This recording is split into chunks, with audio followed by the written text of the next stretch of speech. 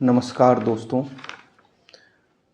बहुत दिनों के बाद वीडियो रिकॉर्ड किया हूँ, तो इसके पीछे का जो कारण है वो है पटना में छात्रों द्वारा आयोजित किए जाने वाले आंदोलन।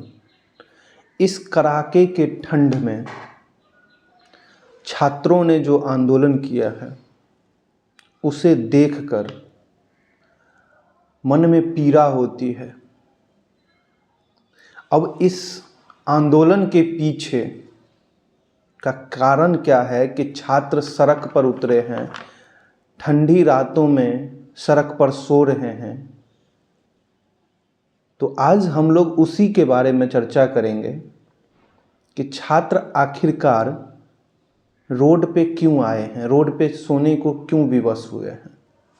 तो उसके पीछे हमें जो समझ आ रहा है कि छात्रों की मांग है कि बीपीएससी द्वारा जो आयोजित किया गया है 70वीं बीपीएससी की जो पीटी एग्ज़ाम आयोजित की गई है 13 दिसंबर को,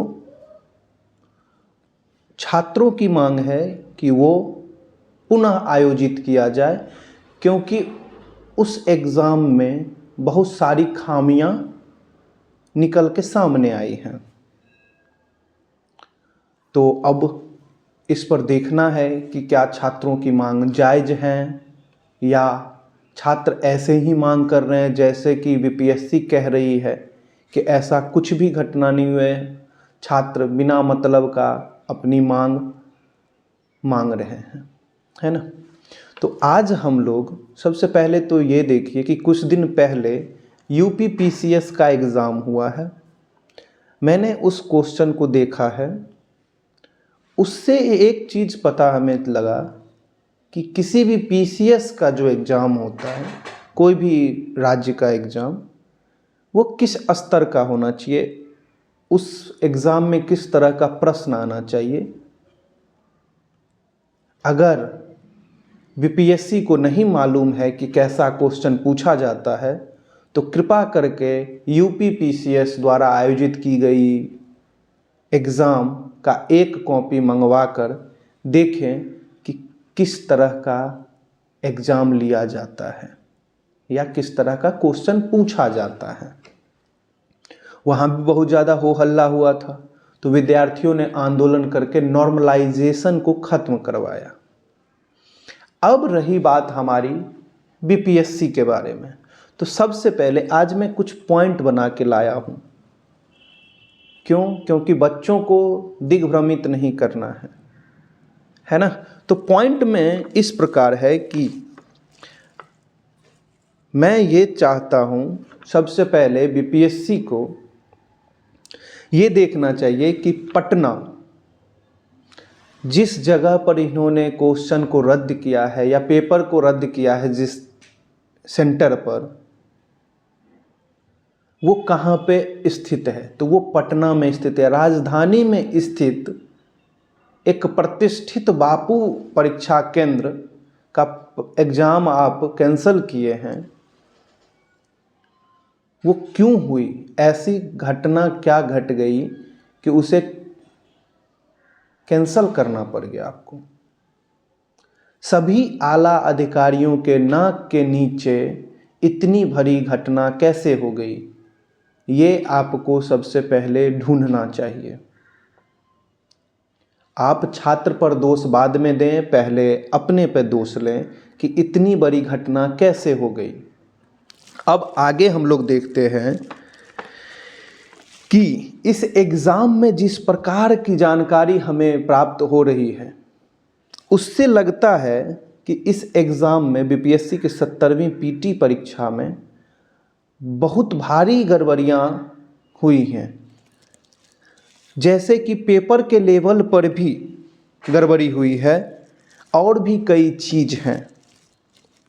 आप इस एग्ज़ाम को मतलब बीपीएससी आयोग या तो इस एग्ज़ाम को कैंसिल कर दें या फिर इस एग्ज़ाम में हुई गड़बड़ियों की सीबीआई जांच करवा लिया जाए, जिससे दूध का दूध और पानी का पानी हो जाएगा कि क्या छात्रों की मांग सही है या नहीं है।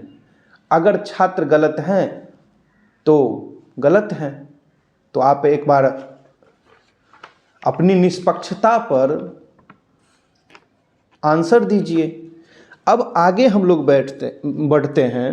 तो देखिए, एग्ज़ाम का जो पेपर है वो मेरे हिसाब से इतना साधारण है कि उसके द्वारा जो चुना गया एग्ज़ाम द्वारा जो चुना जाएगा अधिकारी, वो भी साधारण ही होंगे।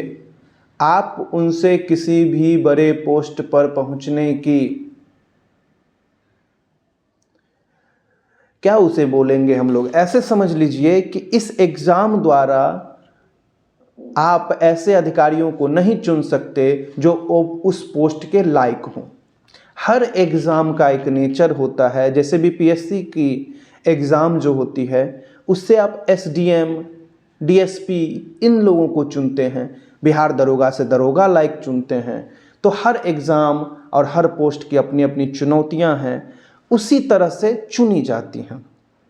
ये क्वेश्चन या इस पेपर में इतना स्तरहीन, मेरे हिसाब से इससे स्तरहीन एग्ज़ाम नहीं हो सकता था। आप फैक्ट पर क्वेश्चन पूछ रहे थे, आप डायरेक्ट फैक्ट पे पूछ रहे हैं, थोड़ा भी एनालाइज करने की ज़रूरत नहीं पड़ रही थी बच्चों को, वन लाइनर क्वेश्चन आ रहा था। तो कैसे आप इससे एसडीएम या डीएसपी बनाने को सोच सकते हैं?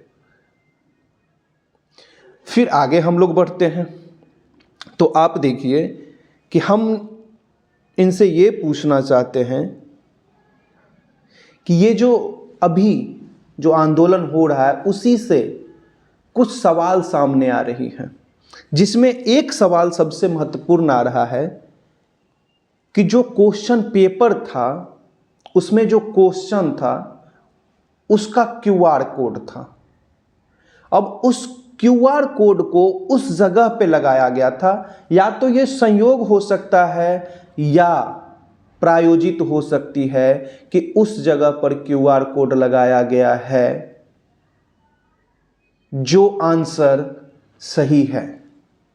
जैसे कि अगर किसी भी क्वेश्चन का आंसर बी है या ए है तो उसके सामने में वो क्यूआर कोड है।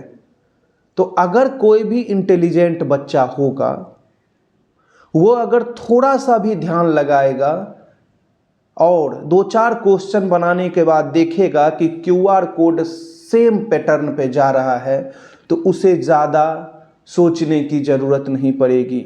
मतलब क्वेश्चन का आंसर क्यूआर कोड से संबंधित है। अगर ऐसा हुआ है तो फिर ये बहुत बड़ी गड़बड़ी है, और इसके कारण एग्ज़ाम का जो रिज़ल्ट होगा उसका कट ऑफ 110 के ऊपर चला जाएगा, जिससे प्रॉब्लम ये होगी कि जो ईमानदारी पूर्वक तैयारी करके एग्ज़ाम दिए हैं वो बच्चे इस प्रोसेस से बिल्कुल बाहर हो जाएंगे, और जिन्होंने फैक्ट रखा होगा पहले से वो इस प्रोसेस में आएंगे। तो क्या आप ये चाहते हैं कि ईमानदारी पूर्वक तैयारी करने वाला लोग, इनकमिंग वॉइस कॉल, ईमानदारी पूर्वक तैयारी करने वाला लोग इस प्रोसेस से दूर चला जाए?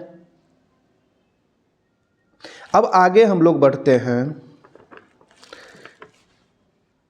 हमने आपको बता ही दिया कि कितना ये आगे बढ़ सकता है। कट ऑफ 110 के पार चला जाएगा, मतलब जो पढ़ने वाले छात्र हैं वो इस पूरे प्रोसेस से ही बाहर हो जाएंगे।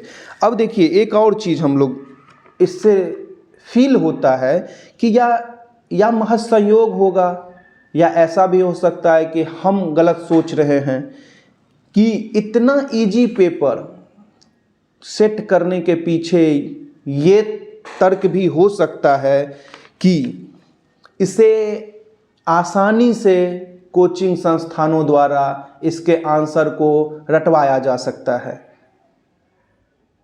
अगर यूपी पीसीएस जैसा एग्जाम ले लिया जाए, या यूपी पीसीएस के द्वारा जो आयोजित हुआ है एग्जाम, उसके जैसा क्वेश्चन पूछा जाए तो वो संस्थान द्वारा रटाया नहीं जा सकता। क्या इसके पीछे ये कारण है कि इस तरह का स्तरहीन क्वेश्चन पूछा गया है। तो क्वेश्चन का स्तर बहुत खराब है, एक कारण है, स्तरहीन क्वेश्चन है।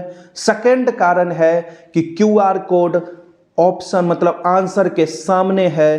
तीसरा कारण है कि आप क्वेश्चन का कोई भी फिक्स नहीं किए हैं कि क्या PCS में क्या पूछना है, और दरोगा, सिपाही, इन सब में, सब एग्जाम में अपना अपना प्रोसेस है। इस तरह से आप पूछे जा रहे हैं। अब देखिए आगे हमारा मानना है या BPSC से निवेदन है कि अगर मामला संदेहास्पद है, बच्चों में संदेह उत्पन्न हो गया है, तो इस स्थिति को आप परीक्षा को रद्द करके फिर से अपनी खोई हुई गरिमा को वापस ले सकते हैं। परीक्षा को रद्द करिए और अच्छे से अच्छा स्तर वाला एग्ज़ाम लीजिए, स्टैंडर्ड क्वेश्चन पूछकर आप एग्ज़ाम लीजिए और प्रोसेस को पूरा क्लीन रखिए, जिससे BPSC या आयोग की प्रतिष्ठा वापस आए। अगर आपको लग रहा है कि ये गलत है तो आप एक बार CBI की जांच करवा लीजिए। इस प्रोसेस में क्या क्या गड़बड़ियां हुई हैं वो CBI जांच करके बता देगी। अब लास्ट में मैं इतना ही निवेदन करना चाहता हूं, बिहार के मुख्यमंत्री नीतीश कुमार जी जो आजकल प्रगति यात्रा पर निकले हैं, प्रगति यात्रा पर, क्या विद्यार्थियों का गति रोक कर आप बिहार का प्रगति कर सकते हैं? ऐसा कोई भी समाज नहीं है जिसमें छात्रों की प्रगति रोककर राज्य प्रगति किया है। आप तो छात्र आंदोलन से आए हुए लोग हो और आपके ही शासन में छात्रों की यह स्थिति देखकर मन में पीड़ा होती है। इसीलिए बिहार के मुख्यमंत्री नीतीश कुमार जी, उप मुख्यमंत्री सम्राट चौधरी, विजय चौधरी, BPSC के चेयरमैन, इन लोगों से निवेदन है कि आप इस एग्ज़ाम को रद्द करें और स्तर वाली एग्ज़ाम लेकर, स्तर वाला क्वेश्चन वाला एग्ज़ाम लेकर आप पुनः एक बार एग्ज़ाम लें। आशा है विद्यार्थियों की मांग आप सुनेंगे।